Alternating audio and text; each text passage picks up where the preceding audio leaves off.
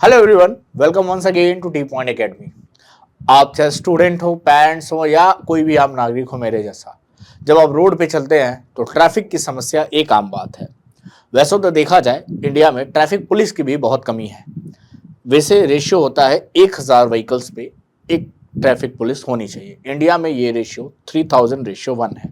ठीक है, एक ये प्रॉब्लम है। दूसरा, अगर आप देखें तो पिछले कुछ दिनों में कार कंपनियों के एडवर्टाइजमेंट और जिस तरह से उनके एडवर्टाइजमेंट आपको देखने को मिलते हैं, ऐसा लगता है कार नहीं है तो लाइफ बेकार है या एक लग्जरियस लाइफ नहीं है, एक हैप्पी फैमिली टाइम नहीं है।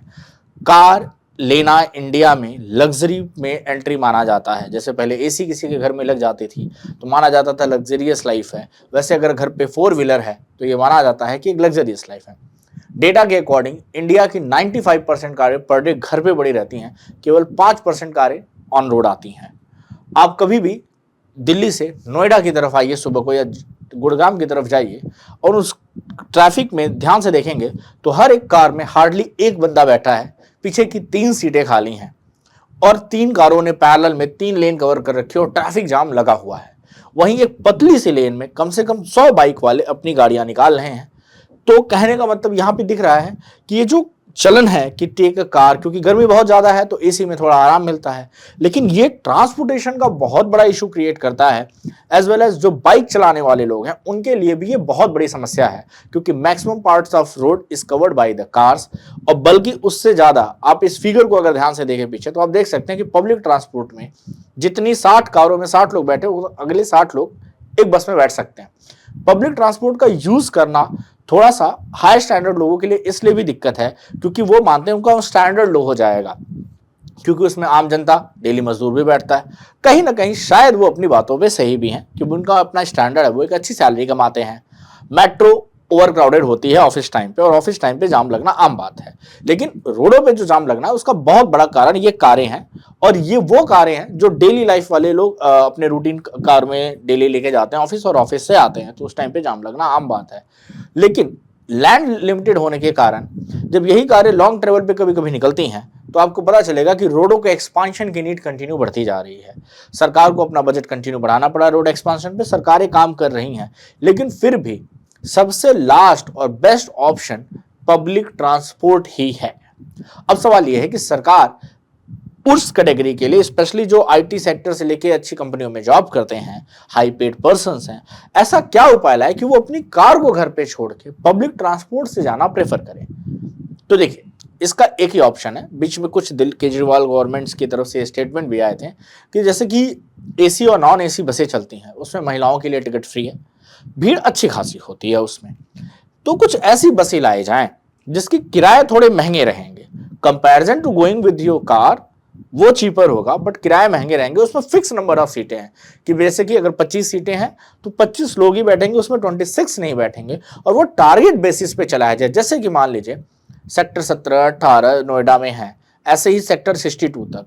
तो दिल्ली से टारगेटेड बस ऐसी चलाए जाएं जिसके किराए महंगे होंगे। उस टाइम पे वो टोकन सिस्टम होगा, कोई कंडक्टर की जरूरत नहीं है, आप क्यूआर दिखाइए, जाइए अपनी सीट पे बैठिए और आपकी कार वाली ही फीलिंग आपको लगभग में आए। और इस तरह से क्या होगा, जो रोड पे वो जाम लगता है कारों से, उससे निजात मिल सकती है। कि अच्छा उपाय है, कितना कारीगर होगा इस पर कोई आइडिया नहीं है। क्या जो अपनी कार से जाने वाले लोग हैं वो इसको एक्सेप्ट करेंगे? शायद कुछ लोग रेडी हों, कुछ लोग उसी तरह की मानसिकता से आगे बढ़े। दूसरा, कार अफोर्ड करना इतना आसान क्यों हो गया? अकेले मुंबई में 122 लाख, और सेम यहां पे भी आपको देखने को मिल जाएगा कि दिल्ली में भी यही है। 12 लाख कारें, सॉरी 122 नहीं, 12 लाख कारें से ऊपर वहां पे हैं, और ऐसे ही दिल्ली की भी हाल है। तो क्या ऑप्शन है कि इसको और बेटरमेंट में बनाया जाए, लोगों को पब्लिक ट्रांसपोर्ट की आदत दिलाई जाए। तो इसके लिए जो ईएमआईज का जो सिस्टम चल गया है कारों का, इससे भी लोग बहुत तेजी से ट्रैप में फंस रहे हैं। जैसे एक इंडियन फैमिली में किसी भी बेबी या हस्बैंड का एक सपना होता है, यूथ का ये सपना है कि जब वो जॉब पाएगा तो सबसे पहले वो एक कार परचेज करेगा। रियलिटी में 40 से 50 हजार की सैलरी वाला पर्सन भी एक कार परचेज करने की कोशिश करता है, और ईएमआई के अवेलेबिलिटी के कारण उन कारों की बिक्री को बहुत आसान हो गया, उसको खरीदना आसान हो गया। बाद में वो हो क्या रहा है, वो कार आपके घर पे पड़ी है, आप उस पर ईएमआई भर रहे हो।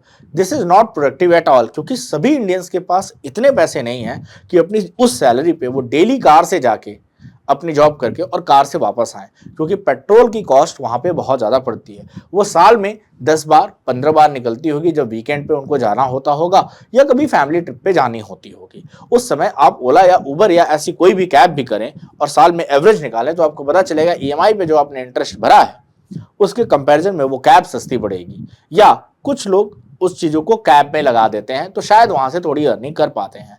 तो एक ये ऐसा ट्रैप है जिसमें लग्जरी लाइफ के नाम पे लोग फंसते तो जा रहे हैं, बट इसका कोई बहुत ज़्यादा आउटपुट सभी के लिए नहीं है। जो रेगुलर यूज़ करते हैं, जिनका वो बिजनेस है, उनके लिए शायद आउटपुट दे, या जो एक सिंबल ऑफ लग्जरी है तो वो अलग चीज़ है। बाकी एक बार आप सोचिए कि बढ़ती इस ट्रांसपोर्टेशन और इस ट्रैफिक की समस्या में क्या बेहतर उपाय है। पब्लिक ट्रांसपोर्ट और सरकारों को भी इस पे क्या वर्क करना चाहिए कि ये हमारी जो वर्किंग क्लास पॉपुलेशन है ये शिफ्ट होकर पब्लिक ट्रांसपोर्टेशन की तरफ आए, तो पब्लिक ट्रांसपोर्टेशन को और बेहतर कैसे बनाया जाए। That's all for in today's videos. I hope आपको मेरे सजेशन समझ में आए होंगे। टी पॉइंट एकेडमी को सब्सक्राइब करें for such the videos. That's all for today. Bye everyone.